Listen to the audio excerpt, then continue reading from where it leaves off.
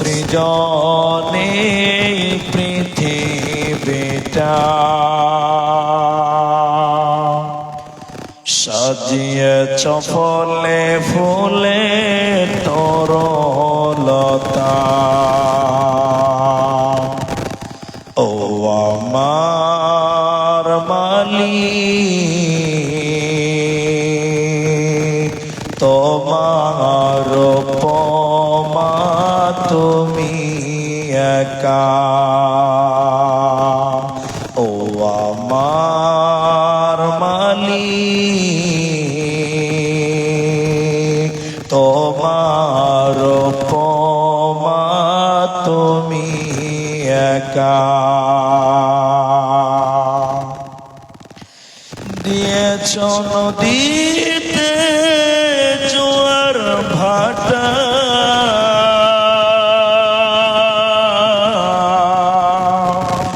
রাতের জোছনায় স্নিগ্ধতা, জ্বলে জোনাকি মিটি মিটি বলে আল্লাহ আল্লাহ।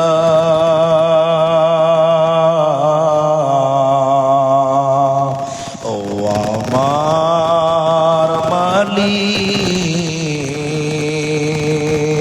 তোমার উপমা তুমি একা। ও আমার মালিক, তোমার উপমা তুমি একা। দিয়েছ শুভ্র মেঘ বৃষ্টি ফোঁটা,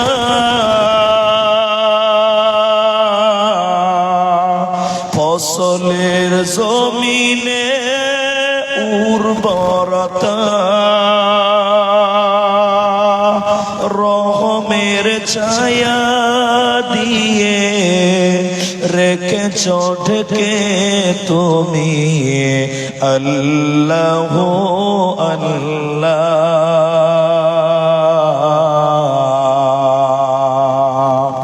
ও আমার মালিক,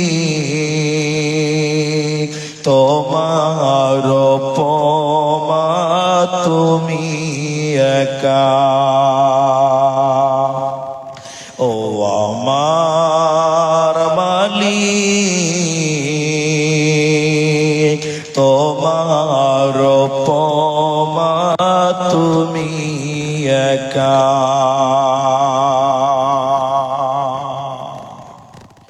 উপস্থিত চলমান সভা যোগ্যতম সভাপতি, স্টেজে ওলামায়ে কেরাম, আমার সামনে বসে থাকা দিনদার ইমানদার মুমিন ভাই সকল, দোয়ার কান্টারি মুরব্বী সমাজ, স্নেহের কচি কাঁচা, পর্দার অন্তরালে বসে থাকা মুমিনা সলেহা মা ও বোনেরা, প্রাণ প্রিয় ইসলামপুর, হেমতাবাদ, উত্তর দিনাজপুরবাসী, প্রশংসা সেই মহান মনিবের দরবারে যিনি আমাদেরকে এক মাদ্রাসা কেন্দ্রিক আয়োজিত মাহফিলে বসিয়ে কোরআন এবং হাদিসের কথা বলার এবং আপনাদেরকে শ্রবণ করার যিনি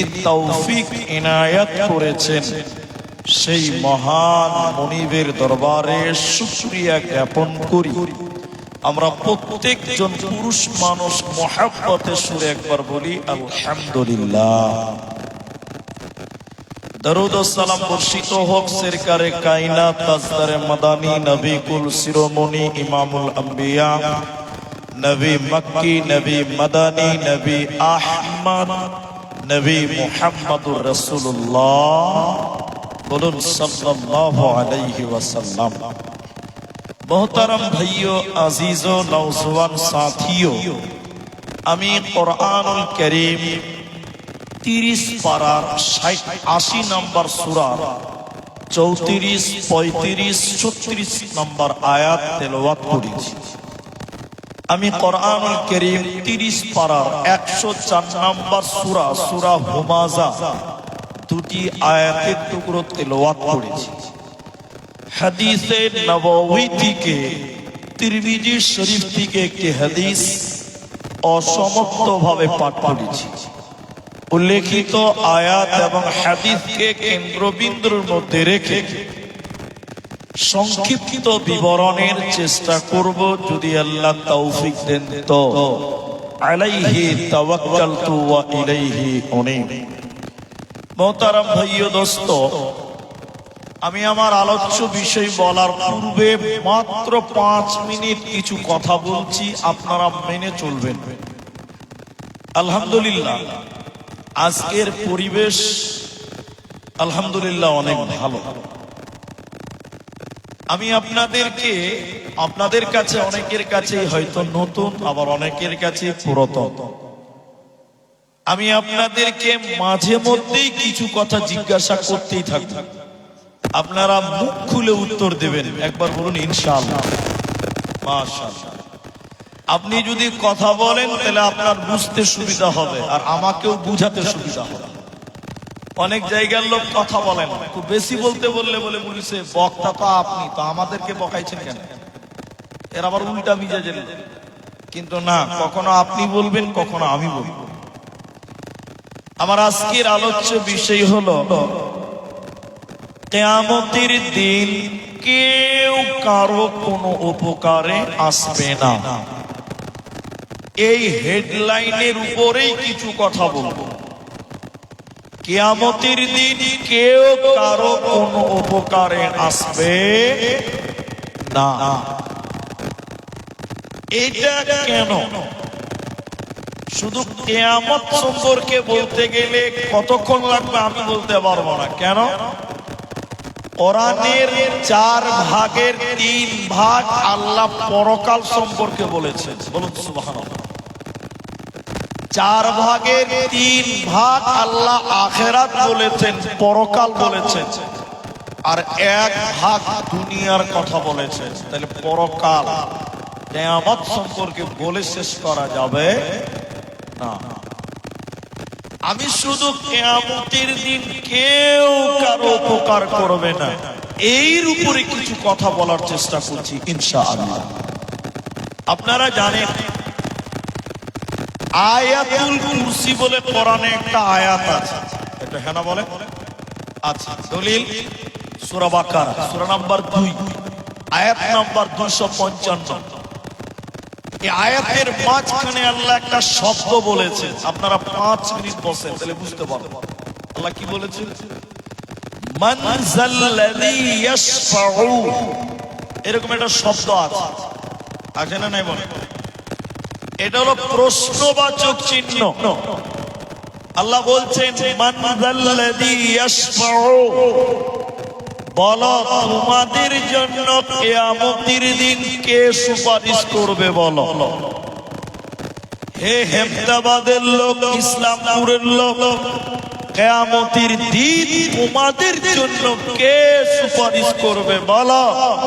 পৃথিবীর কোন মানুষ আমাদের জন্য কিয়ামতের দিন কিছু করতে পারবে না। একজন ব্যক্তি পারবেন, ওনারটা পরে বলবো। বাকি পৃথিবীর কোন লোক কিয়ামতের দিন আপনার আমার কোন কাজে লাগবে? সবাই বলে লাগবে না।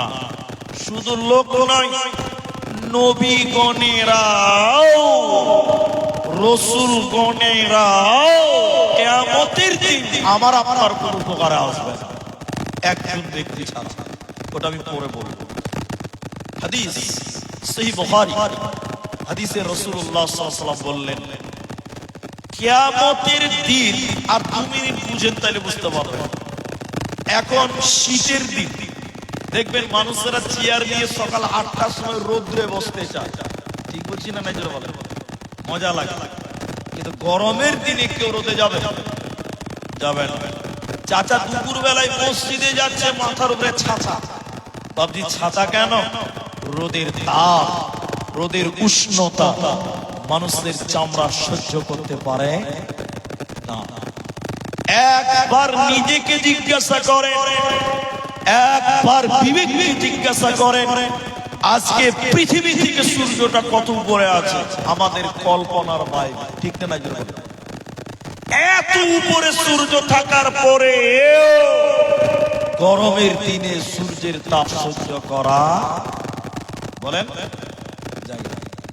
বিশ্ব নবী বলছেন কিয়ামতের দিন এই সূর্যকে টেনে মানুষের মাথার 1 বিঘত উপরে আনা হবে, 1 মাইল উপরে চলে আসবে।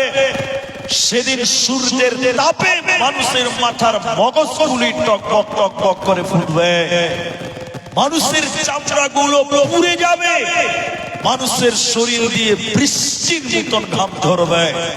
সূর্যের তাপ সেদিন সহ্য করার মতন ক্ষমতা পৃথিবীর কাউরি হবে না। সেদিন মানুষের পায়ে জুতা থাকবে না, পরনে জামা থাকবে না, মাথায় কোনো ছাতা থাকবে না। উলঙ্গ হয়ে মানুষেরা বাঁচাও বাঁচাও বাঁচাও এই আওয়াজ দিতে দিতে দিতে দিতে আদম আলাইহিস সালামের কাছে মানুষেরা যাবেন, আদম নবীর কাছে যাবেন। আব্বা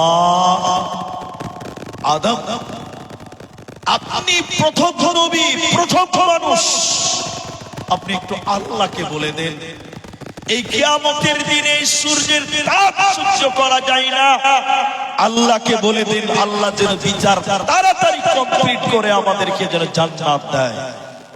আদম আলাইহিস সালাম তখন বলবেন না, আমি তোমাদের জন্য আল্লাহকে আজকে কিছু বলতে পারবো না। আদম আলাইহিস সালাম তিনি তখন বলবেন, শোনো, আজকে আল্লাহ এত রাগান্বিত, এত রাগান্বিত, এরকম রাগান্বিত আল্লাহ অন্য কোনো দিন হয়নি। অতএব তোমাদের জন্য আমি আল্লাহকে বলতে পারবো না, সুপারিশ করতেও পারবো না। মানুষেরা আরো পেরেশান হবে কিয়ামতের দিন, আরো পেরেশান হয়ে মানুষেরা বলবে বাঁচাও বাঁচাও বাঁচাও বলে আর তোনাত করবে। সেদিন আদম বলবে অন্য নবীদের কাছে তোমরা যাও, মানুষেরা ইয়াকুবের কাছে যাবে, আইয়ুবের কাছে যাবে, ইদ্রিস আলাইহিস সালামের কাছে যাবে, হারুনের কাছে যাবে। এই করে করে হযরতে ঈসা আলাইহিস সালামের কাছে মানুষেরা যাবে। ঈসা আলাইহিস সালামকে বলবেন, হে আল্লাহর নবী, আপনি আল্লাহকে বলে দেন আল্লাহ যেন বিচার তাড়াতাড়ি শেষ করে দেয়। আজকে কিয়ামতের মাঠে সূর্যের তাপ সহ্য করা যায় না। হযরতে ঈসা বলবেন পারবো না, কোন নবী পারবে না। ঈসা আলাইহিস সালাম বলবেন আমি পারবো না। লক্ষ লক্ষ কোটি কোটি নাসারারা, ইহুদিরা আমাকে আল্লাহর সন্তান বলেছিল, আমি ঈসাকে আল্লাহর পুত্র বলেছিল। আমি জানি না আল্লাহ আমার সাথে কি ব্যবহার করবে। আমি তোমাদের জন্য সুপারিশ করতে পারবো না। আমি বড় চিন্তিত আল্লাহ আমার সাথে কি আচরণ করবে। সেদিন প্রতিটা নবী, সেদিন প্রতিটা রাসূল মুখ ফিরিয়ে নিবে, আপনার আমার কোনো কাজে আসবে না। ইমাম বুখারী আলাইহি রাহমাত তিনি বললেন, শোনো, ওই সময় নবীগণেরা কুল্লু নবীন, প্রত্যেকটা নবী কিয়ামতের দিন বলবে ইয়া নফসি ইয়া নফসি ইয়া নফসি, আল্লাহ তুমি আমাকে বাঁচাও, আল্লাহ তুমি আমাকে বাঁচাও। প্রতিটা নবী নিজেকে নিয়ে ব্যস্ত হবে, আল্লাহকে বলবে আল্লাহ আমাকে বাঁচাও। নবীদের যদি এই করুণ অবস্থা হয়, নবীদের যদি এই অবস্থা হয়, এই পৃথিবীতে সবচেয়ে দামি মানুষ হলো নবীগণেরা। ওই নবীদের যদি এই ভয়ঙ্কর অবস্থা হয়, সেদিন আপনি আমি আমরা সাধারণ মানুষ, আমাদের সেদিন কোন নবী কোন কাজে আসবে না, আসবে না, আসবে না। আল্লাহ তাবারাক ওয়া তাআলা তাই আয়াতুল কুরসির ভিতরে বললেন, শোনো, মান যাল্লাযী ইয়াশফাউ, বলো তোমাদের জন্য কিয়ামতের দিন কে সুপারিশ করবে বলো। সেই কিয়ামতের মাঠে ওই বিচারের দিনে তোমাদের কেউ কোনো কাজে আসবে না, সুপারিশ করবে না, করবে না। একজন ব্যক্তি সুপারিশ করবে, হে ইসলামপুর হেমদাবাদের লোক, একজন ব্যক্তি সেদিন আপনার আমার সুপারিশের জন্য যাবে, তিনি হলেন নবী মুহাম্মদুর রাসূলুল্লাহ সাল্লাল্লাহু আলাইহি ওয়াসাল্লাম। তিনি তার অরিজিনাল উম্মতের জন্য আল্লাহর অনুমতিতে আল্লাহর কাছে সুপারিশ করবে। বাকি কোন নবী কোন লোক কিয়ামতের দিন আমাদের কাজে লাগবে না। বলুন সুবহানাল্লাহ। একজন ব্যক্তি, only one, নবী মুহাম্মদুর রাসূলুল্লাহ। কিন্তু এখানেও সন্দেহ আছে। সন্দেহ কোনটা জানেন? উনি তো সুপারিশ করবেন, এটা ঠিক, কিন্তু আমাদের মতন 2 নম্বর উম্মতের জন্য করবেন। আসলে আমরা 1 নাম্বার না 2 নম্বর, 1 মিনিট পরে আপনি বলবেন, আমাকে বলতে হবে না। দেখি রাসূলের 1 নাম্বার উম্মত না 2 নম্বর, একটু দেখে দেখে আমার কথায় রাগ করবেন না। আমাদের নবী বলেছে, পুরুষ তোমাদের দাড়িকে লম্বা করো, মোচকে গোপকে ছোট করো। এখন সত্য করে বলেন, মুসলমানদের দাড়ির খবর নাই, 3 ফিট লম্বা মোচ। ঠিক বুঝি না? হ্যাঁ না বলে। রাসূল বলেছেন দাড়িকে বড় করো, গোপকে ছোট করো, মোচকে ছোট করো। এখনকার মুসলমান সকাল বিকেল ক্রিম পালিশ করে দাড়িকে ক্লিয়ার রাখছে, আর মোচকে এত লম্বা লম্বা মোচ। রাসূল যেটা বলেছে তার উল্টাটা। ঠিক বুঝি না? হ্যাঁ না বলে। আমরা উল্টাটা করছি কি করছি না? হ্যাঁ না বলেন। করছি। আমরা রাসূলের আদর্শ মানতে পারলাম না। আর একটু বলি, এদিকে দেখেন, আমার দিকে দেখেন। আমি পায়ে পা তুলি না, আমার বাপজি বয়সে অনেক লোক আছে, আমি মাপ চেয়ে নিচ্ছি। আমাদের নবী বলেছেন, পুরুষেরা, মরদেরা, বেটা ছেলেরা, তোমাদের পায়জামা, প্যান্ট, লুঙ্গি, জামা তোমাদের টাকনার উপরে থাকবে। বলেন কোথায় থাকবে? এতটি লোক আগেই বলেছি, কথা বলেন, কোথায় থাকবে? টাকনোর উপরে থাকবে। আর মায়েরা, বোনেরা, বেটিরা, খালারা, নবী বললেন মেয়েদের পায়জামা, চুড়িদার, নাইটি, সয়া কাপড়, বুরখা টাকনুর নিচে থাকবে, নিচে। তাহলে মেয়েদের নিচে, ছেলেদের উপরে, সবটি পুরুষ একসাথে বলেন। এখনকার পুরুষদের প্যান্ট, জিন্সের প্যান্ট টাকনুর নিচে না উপরে? নিচে। তাহলে নবী যেটা বলেছে তার উল্টাটা। তাহলে বলেন আপনার জন্য নবীজি কাঁদবে? সবটি লোক বলেন আমাদের জন্য সুপারিশ হবে? এখানেও ডুপ্লিকেট আছে, বললাম না। আমরা নামে নবীর উম্মত, কিন্তু কাজে নয়। তাহলে কি করে আপনার নবী আপনার জন্য সুপারিশ করবে? বলে হ্যাঁ, নবীর অবাধ্যতায় আপনি জীবন করেন, আমাদের মতন ডুপ্লিকেট উম্মতের জন্য নবী সুপারিশ করবে না। একজন ব্যক্তি, নবী মুহাম্মদ, তার প্রিয় উম্মত, অরিজিনাল উম্মত, যারা রাসূলের আদর্শ লালন পালন নিজের জীবনে বাস্তবায়ন করে, লালন করে, এই লোকের জন্য নবী সুপারিশ করবে। আরেকবার জোরে বলুন সুবহান। বন্ধুরে আমার, বাকি কিয়ামতের দিন কেউ কেউ কেউ আপনার কাজে আসবে না। আল্লাহ কোরআনে বললেন, ইয়াউমা ইয়াফিরুল মারউ মিন আখিহি, সূরা আবাসা 80 নম্বর সূরা, 30 নম্বর পারা, 34, 35, 36, 37 নম্বর আয়াত। আল্লাহ কোরআনে বললেন, শোনো, কিয়ামতের দিনে এই দুনিয়াতে আপনার মা আপনাকে অনেক ভালোবাসে, অনেক স্নেহ করে, আপনার বাবা আপনাকে বড্ড ভালোবাসে, স্নেহ করে, আপনার বড় ভাই আপনাকে বড্ড আদর করে। হে আমার বাবা, আপনার স্বামী আপনাকে প্রচন্ড ভালোবাসে, প্রেম করে, মহব্বত করে, কিন্তু কিয়ামতের দিনে এই সম্পর্কগুলো কোনো কাজে আসবে না। আল্লাহ কোরআনে বলছেন, মিলিয়ে দেখেন, ইয়াউমা ইয়াফিরুল মারউ মিন আখি, ওই কিয়ামতের দিনে ভাই ভাইকে দেখে দৌড়ে দৌড়ে দৌড়ে পালিয়ে যাবে, বড় ভাই ছোট ভাইকে দেখে পালাবে, ছোট ভাই বড় ভাইকে দেখে পালিয়ে যাবে, ছুটে ছুটে ছুটে ছুটে পালাবে। ওই কিয়ামতের দিনে আপন ভাই কোন কাজে আসবে না। ওয়া উম্মিহি ওয়া আবি, মা বাবার কাছ থেকে পালিয়ে যাবে। হে আমার ভাইয়েরা, আপনার স্ত্রী আপনাকে দেখে দৌড়ে দৌড়ে পালিয়ে যাবে। যে স্ত্রীর সুখের জন্য রাত দিন পরিশ্রম করেন, যে স্ত্রীকে সুখে রাখার জন্য কষ্ট করেন, অনেক পরিশ্রম করেন, দেশ বিদেশে বিদেশে পড়ে থাকেন স্ত্রীর জন্য, সেই বিবি কিয়ামতের দিন পালিয়ে যাবে। হে আমার মা, হে আমার বোন, আপনার স্বামী আপনাকে দেখে দৌড়ে দৌড়ে পালিয়ে যাবে।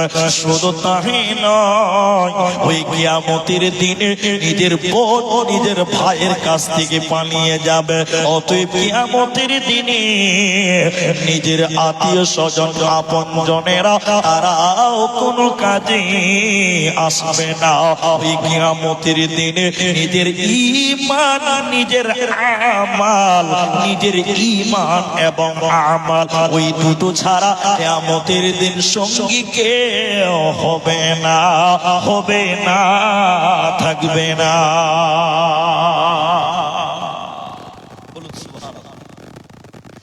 এই কথাগুলো যদি বললাম, মা, বাপ, ভাই, বোন, এই চারটা লোককে জমা রাখলাম, মনে করবেন এই চারটা লোক জমা আছে। একটু পরে এদের বিস্তারিত বলবো, একটু পরেই বলছি, একটু সময়। এখন অনেক মানুষ, এটাকে ক্লিয়ার করেই যাই, তারপর না তো ভুলে যাবে।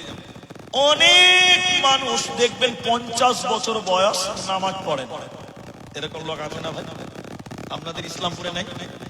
অনেক লোক বয়স 50 নামাজ পড়ে। ওকে যদি জিজ্ঞাসা করা হয়, ভাই তুমি নামাজ পড়ো না কেন? আর একটাই উত্তর, ভাই আমি সময় পাই না। ঠিক বললাম না? নাই বলে সময় পাই না। আচ্ছা ঠিক আছে, আপনি সময় পান না তো আমাকে বললেন সময় পান না, তা আল্লাহকেও তাহলে বলিয়েন যে আমি সময় পাই। আল্লাহকে বলতে পারবে তো? এরা বলে না জি আল্লাহকে বলতে পারবে? আল্লাহকে বলতে পারবেন না যে আমার সময় ছিল না, কিন্তু দুনিয়াতে বলছেন আমাকে।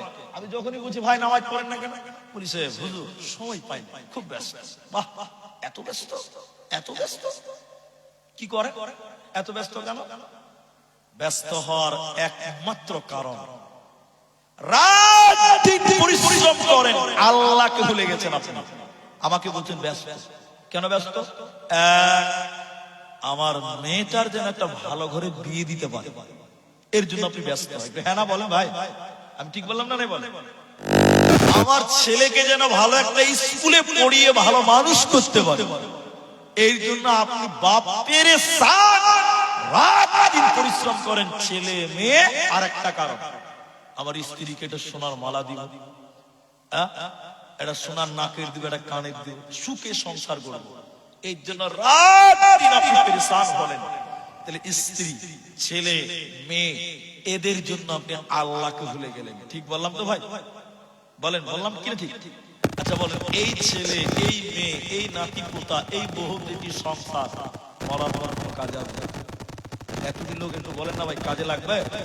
আল্লাহ কোরআনে বলছে, সূরা মুনাফিকুন, সূরা মুনাফিকুনে আল্লাহ তাআলা বলছে 9 নম্বর আয়াত আল্লাহ তাআলা বলছে, লা তুলহিকুম আমওয়ালুকুম ওয়ালা আওলাদুকুম, লা তুলহিকুম আমওয়াল। এক নম্বর আল্লাহ বলেন তোমাদের মাল ব্যবসা, তোমাদের বিজনেস, তোমাদের ব্যবসা। এরপর আল্লাহ বলেন ওয়ালা আওলাদুকুম, আওলাদ মানে সন্তান, তোমার নাতি, তোমার পোতা, তোমার ছেলে, তোমার মেয়ে, তোমার বেটি, তোমার বউ এর আওলাদ। আল্লাহ বলেন তোমাদের মাল, তোমাদের আওলাদ, তোমাদেরকে যেন আল্লাহর জিকির থেকে ভুলিয়ে না দেয়। কারণ এই সন্তান সন্ততি যদি তোমাদেরকে আল্লাহ ভুলিয়ে দেয়, এই সন্তান সন্ততি কিয়ামতের দিন কোনো কাজে আসবে না, সবাই সেদিন ফাঁকি দিয়ে পালিয়ে যাবে। অতএব যাদের জন্য করলা কামাই তারা তোমার কাজে আসবে না। এবার মা বোনেরা শোনেন, এটা কথাটা যদি শুনতে পারেন বা বুঝতে পারেন তাহলে আপনার কাজ হবে। পুরুষদের জন্য প্রযোজ্য, বিশেষ করে মা বোন শুনে এটা। একদিন রাত্রি বেলায় আয়েশা রাদিয়াল্লাহু তাআলা আনহা কাঁদছে, চোখের পানি পড়ছে, টস টস করে পানি পড়ছে। হে আমার মা, আয়েশা কাঁদছে। আল্লাহ রাসূল বাড়িতে ঢুকলেন, এদিকে দেখে আল্লাহ রাসূল বাড়িতে ঢুকে আয়েশাকে কান্না অবস্থায় দেখেছেন। আয়েশা, আয়েশা তুমি কাঁদছো কেন? আয়েশা তোমাকে কে কি বলেছে বলো, তুমি কাঁদছো কেন আয়েশা? আরে কে তোমাকে মারলো, কে বকলো? আয়েশা তুমি কাঁদছো কেন? বারবার জিজ্ঞাসা করছে, আমার দিকে দেখে। আর রাসূল নিজের জামা কাপড় দিয়ে আয়েশার চোখের পানি মুছছে, চোখের পানি মুছছে আর জিজ্ঞাসা করছে কাঁদছো কেন, কেন কাঁদছো, নাম বলো, কে তোমাকে কি বলেছে? আচ্ছা আপনারা বলো। আয়েশা কাঁদছে, রাসূল নিজের কাপড় দিয়ে চোখের পানি মুছছে আর জিজ্ঞাসা করছে আয়েশা তুমি কাঁদছো কেন? তার মানে রাসূল আয়েশাকে ভালোবাসে। এটা প্রমাণ হলো কি হলো? এটা বুঝেন আপনারা?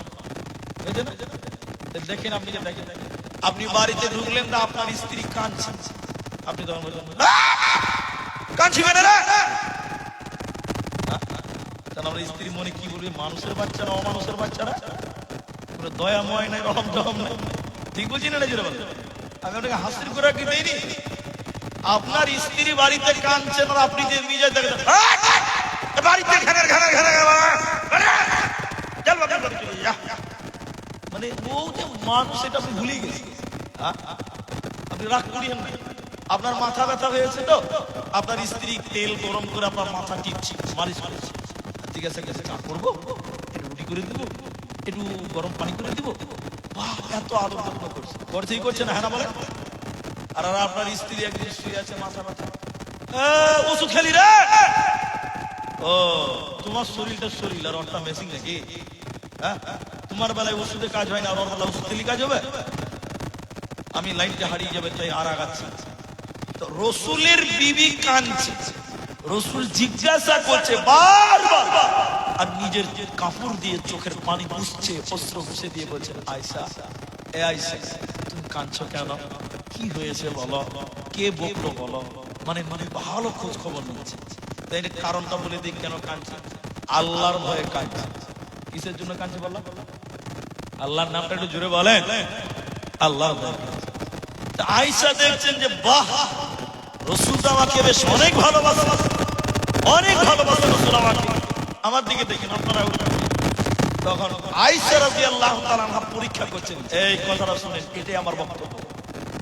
আয়েশা বলেন, ইয়া রাসূলুল্লাহ, হে ও সুফিয়াল মুজলিমিন রাহমাতুল লিল আলামিন, নবী গো, দুনিয়া পৃথিবীতে আমি কেঁদেছি। বারবার জিজ্ঞাসা করলেন আয়েশা তুমি কাঁদছো কেন, কেন কেন কেন? নবী আপনি চোখের পানি মুছে দিলেন আমার। নবী গো, কিয়ামতের দিনে যদি আমি আয়েশা এইভাবে বসে বসে বসে বসে কান্না করি, সেদিন আপনি নবী কি আমাকে এসে বলবেন আয়েশা রে কাঁদছো কেন? নবী বললেন আয়েশা শুনে নাও, কিয়ামতের পূর্বে তিনটি ভূমিকম্প হবে।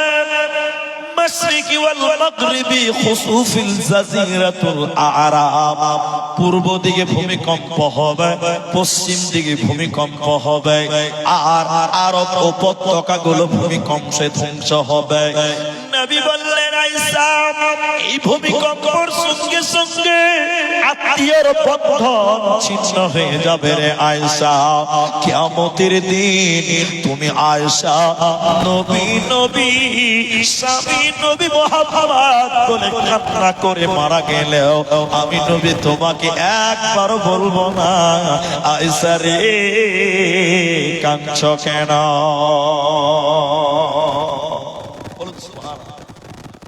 কিয়ামতের দিন কোনো কাজে আসবে না আয়েশা। এই দুনিয়াতে তোমার প্রেম প্রীতি যা মায়া মহব্বত আছে করে নাও, চোখ দুটো বন্ধ হয়ে গেলে তোমার আপন আর কেউ হবে না। এটা উপন্যাস বলছি, উপন্যাস, হয়তো পৃথিবীতে ঘটে নাই। আমার মা আমার ভাই শুনেন, আপনার ইমানের পরিবর্তন চায়। এটা হাদিস নয়, কোরআন নয়, তাফসীর নয়, এটা উপন্যাস। পৃথিবীতে হয়তো ঘটে নাই, তবে গুরুত্ব আছে তাই বলছি। এক উকিল ইন্টারন্যাশনাল মামলা লড়ে, দেশ বিদেশে কেস লড়বে। এক একটা কেসের হিয়ারিং ফাইল জমা করবে 5 লাখ টাকা দেবে। তাহলে বলেন গরিব না বড় লোক? বড় লোক, বিশাল বড় লোক। দুটো ছেলে লন্ডনে থাকে আর একটা বিটি দুবাইয়ে থাকে। এটা আগেই বলছি, গল্প 2 মিনিট লাগবে। স্বামী স্ত্রী মিলে রাত্রি, ঠান্ডার দিন রাত্রিবেলায় ল্যাপের তলে শুয়ে আরাম করছে। স্বামী স্ত্রী মিলে মহব্বত, এ গলা ধরে আছে, ও গলা ধরছে, চুমা খেছে, আদর করছে, যেটা জায়েজ ভালো ইবাদত।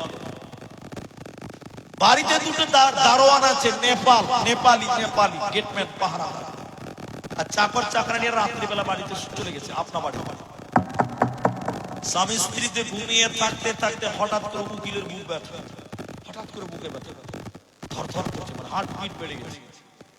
এই করতে করতে বুকের ব্যথা নিয়ে হঠাৎ করে এই উকিল স্বামীটা সতে সতে মারা গেল। কি হলো?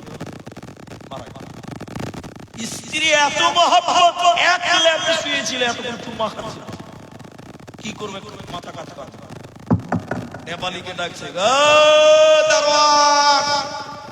কি হলো ম্যাডাম? রাত 2 বাজে, তো সাহেব মারা গেল, এখনই আয় উপরে আয়।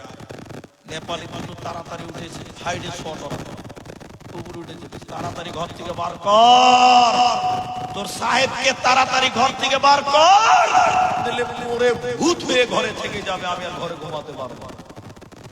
কি বুঝলেন?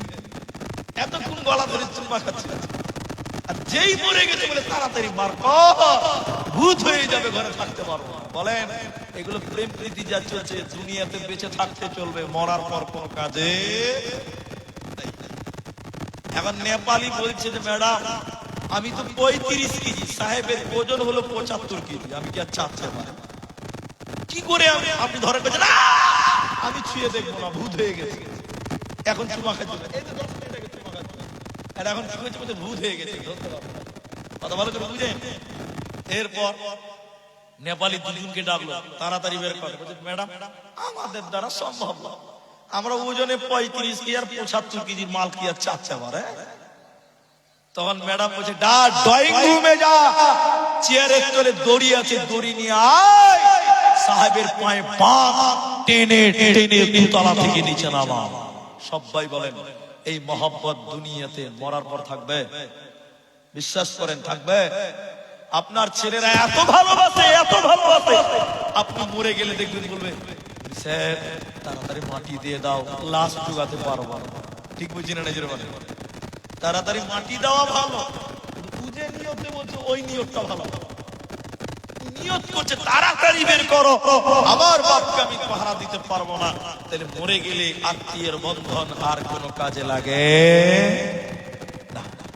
আল্লাহ হাদিস শোনায় আপনাকে, কিয়ামতের দিনে কেউ কারো কারো কাজে আসবে না। একটু আপনাকে দেখে, একটু আমার দিকে দেখে। ইব্রাহিম আলাইহিস সালাম, নাম শুনেছেন আপনারা? জলিলুল কদর নবী ছিলেন। আপনারা বলবেন একটু বলেন, তার আব্বার নাম কেউ জানেন আপনারা? আজার। মাশাআল্লাহ মাশাআল্লাহ, আজার। তো ইব্রাহিম নবীর বাপ আজর মূর্তি বানাতেন আর বিক্রি করতেন, গ্রামে গ্রামে গ্রামে গ্রামে বিক্রি করতেন। আমার কথা কি আপনাদের বিরক্ত লাগছে ভাই? অ্যাটেনশন আমার দিকে। আপনাদের গা ঘরে হকার আছে না? ফেরিওয়ালা, কাপড় লিবে কাপড়। ইব্রাহিম নবীর বাপ আজার মূর্তি বানাতেন, এলাকাতে গ্রামে গ্রামে বলতো মূর্তি লিবে যে মূর্তি। যাক, আমি ভিতর দিকে যাবো না। জি জি, বিক্রি করি। একদিন নবী ইব্রাহিম তার বাপকে বলছে আজার, সবাই মনে রাখবেন ওর বাপের নাম আজার। এবার ইব্রাহিম বলছে যে আব্বা, আপনি মূর্তি বানায়েন, আমাকে মানে আল্লাহকে মানে, আল্লাহ আপনাকে জান্নাত দেন। আমি শর্ট করলাম কথা। ইব্রাহিমের বাপ বলছে বেটা, যা বলেছো বলেছো, আর বলবে না। যা বলেছো বলেছো, আর বলা যাবে। ঠিক আছে, কিয়ামতের দিন চলেন, পরকাল কিয়ামতের দিন